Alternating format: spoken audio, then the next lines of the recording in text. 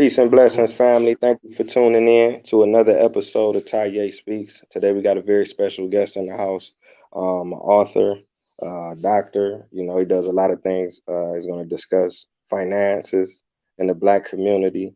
So without further ado, welcome to the show. For the viewers who may not know, please let them know what your name is and definitely let them know where you're from.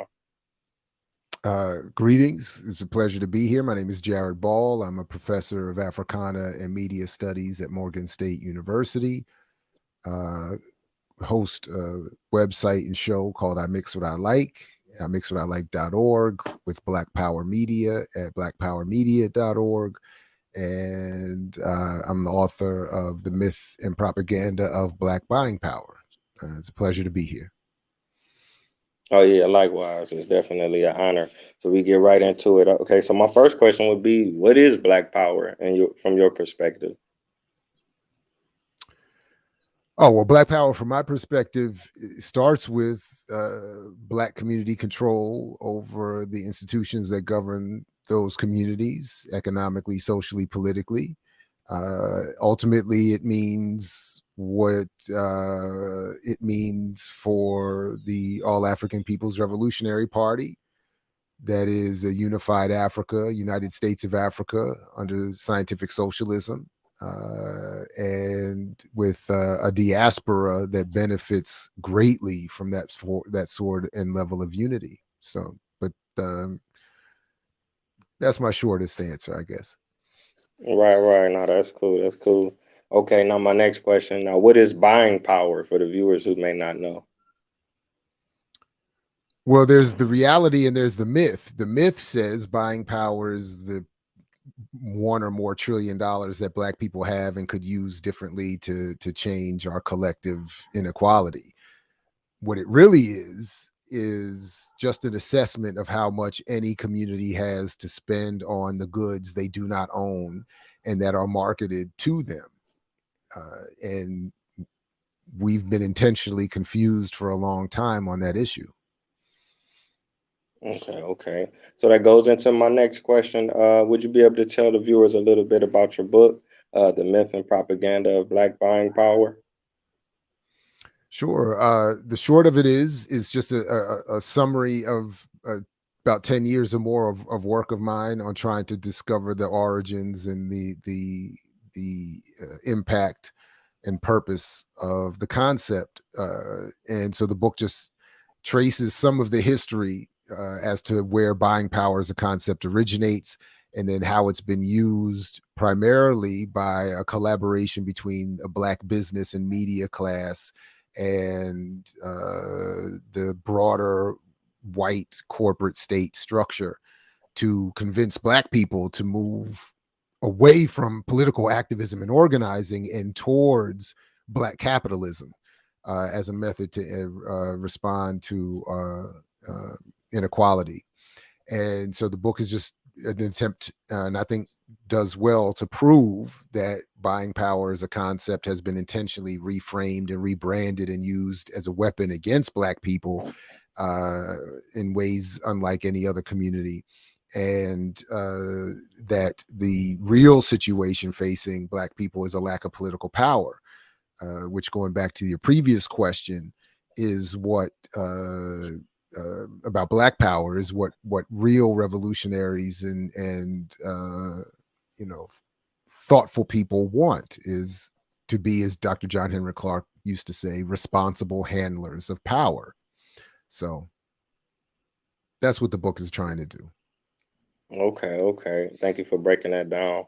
Now, I mean, is it an alternative to, I guess, focusing on the economic aspect of it while organizing? So, is it like creating wealth, investing, cooperative economics? Should we be engaged in any of those things to any degree at this point? It's not a question of being engaged in any degree in those things. It's a question of what value we place on them as being as possible supportive elements to a radical or revolutionary change. So the problem that I'm trying to address in my work is that people have been intentionally convinced to argue that entrepreneurial business financial endeavors are the way to achieve liberation, equality, and freedom, as opposed to organizing for political power. And I'm trying to say that, and show that that's just not true. So in other words, if you or anyone is trying to develop a business or cooperative or an investment plan that is somehow meant to help the collective of the community, that's one thing. I might think it's not going to work, but that's one thing. The problem is that too many of us have been convinced that is an actual pathway to achieve revolutionary change, as opposed to some sort of step or stage or supplemental process. And people have I think misused, sometimes intentionally, uh, uh, the mythology to say to take advantage of the situation for their own personal gain, and then to rebrand their personal gain as something that helps the collective. And that's the mythology, or the cloud I'm trying to get rid of. Okay, okay. Yeah, I agree. I think it is a tremendous amount of focus on the economical aspect, especially in the black community. We talk a lot about money and stuff and things like that, even in the music and stuff. But like you say, maybe it may be a distraction from organizing politically, to gain Well, power and it's been liberate. designed to be intentionally a distraction. So that's part of the history I talk about in my book, but is talked about in to a greater degree in a lot of other places, including in some of my own presentations elsewhere. But the point is that the reason there's an overemphasis on business and financial literacy and investment and banking is because of a concerted, conscious effort by those in power over many decades to convince everyone, and black people specifically, that this is what it means to be powerful and free, to be a capitalist or a petty capitalist, or to have some sort of business. But that is not what that's not the reality. And that's why we have a situation, in part, why we have a situation where black people are economically worse off today than ever. And the gap continues to grow between white and black, between rich and poor, and so on. Yeah, yeah, I'm glad you covered that, because that's how it seems sometimes. Like a lot of people, we if we get that bag, everything gonna be all right. But there's more to it than that. Definitely a lot more to it than And that. sure, you could Oh, say if you individually get that bag, it will be okay for you. But mm-hmm. to then turn around and tell everybody else that you getting the bag is good for them, that's another level of myth and abuse. Right, right. Okay, I want to ask you your thoughts on Pan-Africanism. I'm in Africa right now. I'm in Cabo Verde. I've been Oh, to right about on. 15, 20 African countries. I lived in Africa. What is your perspective on Pan-Africanism? Well, I mean, it's essential, and something that I would hope would continue to grow and become more radical and organized. And we see many attempts in around the world to work against Pan Africanism, and to uh, limit attempts to unify, because of how threatening that would be to the current order of things. Um, were there at least a Pan Africanism, as I understand it, in Nkrumah Tourist AAPRP sense, again, a United States of Africa under scientific socialism, were something like that to occur, not only would it be impossible for the levels of inequality we see in Africa to exist, but the entire diaspora would benefit. Um, it would be impossible to oppress black people here in the United States in the current form if under a developed Pan African organized movement. And the same would be the case for anywhere else in the diaspora. So, not that that would be a an automatic utopian fantasy. There would still be issues that would have to be addressed, but the current form of things would not be sustainable. So that's why there's so much effort continued to this day to prevent Pan-Africanism from developing, or to redefine Pan-Africanism in some other more reactionary conservative way, because of how natural a tendency it is for African people to reject imperial and colonial inspired borders, boundaries, and identities. So that's why so much consistent work has to continue to go into maintaining the disunity and the colonial boundaries and bifurcation. So anyway, that's again some quick thoughts on Pan-Africanism, but it's essential. Right, right. No, I appreciate you. I mean, you dropping some knowledge, most definitely.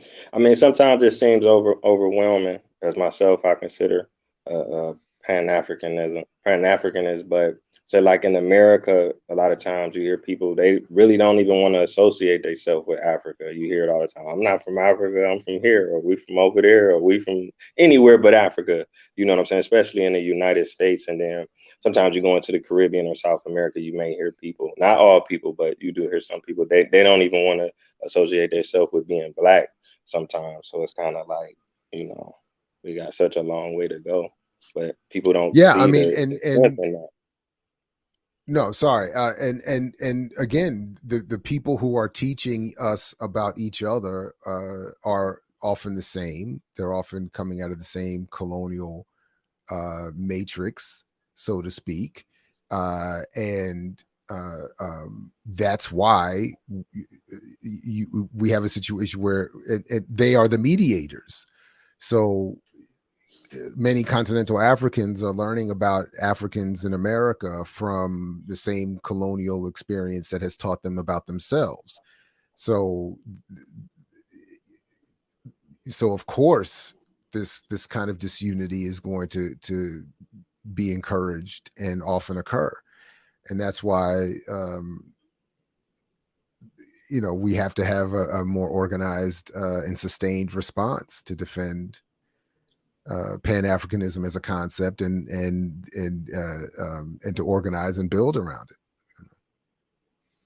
Oh yeah, yeah, definitely. And then, you know, a lot of our people, I think maybe they lack a global perspective or a global understanding. I guess maybe, for example, like you were saying, say if black people do liberate themselves or whatever, you still have black people all around the world who are getting treated a certain way just because of the fact that they are black. But if we have a united Africa, a united diaspora, these things would less likely to be happening. From my travels, say for example, China. You know what I'm saying? You got Chinatowns all over the world, and they rarely have problems. They rarely have people that bother them, burn their stuff down, because they know they could be in Brazil, they could be in America, but they still have to deal with the motherland, you know, if something goes wrong. So if black people have something like that, so if a black person is being oppressed in Brazil or America or the Caribbean or even in parts of Asia, you know, people would be less likely to try to do these things to black people if we just That's true. isolated it. Okay, okay. Let me see my next question. Okay, I got another question for you. From your perspective, now, what should Black Americans do? Should we try to build the communities that we're in, fight gentrification, or should we buy land and farm? You know, kind of do like the Amish and separate and build up something, or should we exit America? What is your perspective on that? Is going back to Africa an option? You know, or should we stay? Um, I I think any and everything should be on the table. So if what I really think more than anything is that we need to be better organized. So whatever it is that people want to do needs to be a part of a better organized effort. So if individually or in small pockets, going back to Africa or buying land here or fighting gentrification here or any of the things you named, if they occur in isolation or in small groups, or as part of some sort of isolated, disconnected effort, they're all going to fail, or they're all going to be, largely useless to the benefit of the collective. So that's why I just keep coming back to, I don't have one solution. I don't have any solution necessarily. Uh, Mm-hmm. any real solution is going to come from an organized collective effort.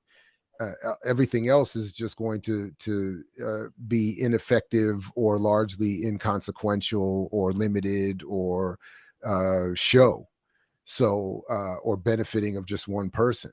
So yeah, so whatever people with is, if the preference of if one's preference is to go back to Africa again, if that's not organized as a radical or revolutionary movement that's international, I don't know what good that would be. I mean, what I've been to several countries throughout Africa. I can't think of anywhere, and you could tell me, I mean, where in Africa can individual groups go and live a utopian life and have that be reflective of something good for the community? I mean, okay, a handful of people can go live in Ghana or live in Cape Verde or live wherever. I mean, and maybe and maybe have a very fruitful, happy individual. I mean, but most of the countries in Africa are not free. They're not liberated zones. They're not. They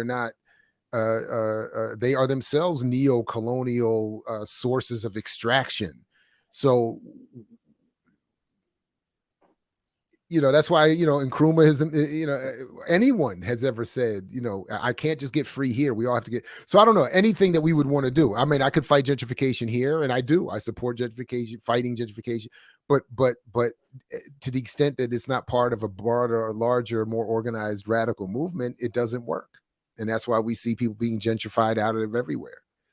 So, Right. yeah, anyway, yeah. No, no, that's very important. Like you say, organizing, that's key. I mean, individually, we could do a lot of things, but so I guess maybe my question should be more focused on where do we start to organize, or how do we get this movement going? Not saying that you have the answer to that, but if you can understand what I'm saying, regardless of whatever we choose to do, I'm with it. We want to buy land and build our own buildings and grow our own food and have our own livestock and stuff. I'm with that. We want to buy the neighborhood and fix it up and own our own grocery stores. I'm with that. But it's like, how can we? What is it that's preventing our people from getting on one page? It's Well, there's a just lot of things preventing, and starting with, we're not organized. So again, I keep coming back to that. Mhm. So the first thing people could do is join an organization, and and start to work within that group. I mean, it's I know it's vague and insufficient, but that's really what has to happen. There isn't Definitely, a definitely. one bullet solution to this. Okay, okay, okay. So I'm gonna wrap it on up. Do you have any other books or projects available? I mean, I have my first book, I Mix What I Like, a mixtape manifesto. I co-edited A Lie of Reinvention, correcting Manning Marable's Malcolm X, with Dr. Wow. Todd Okay. Stephen Burrows. So I encourage that. And then I have, at imixwhatilike.org, literally an endless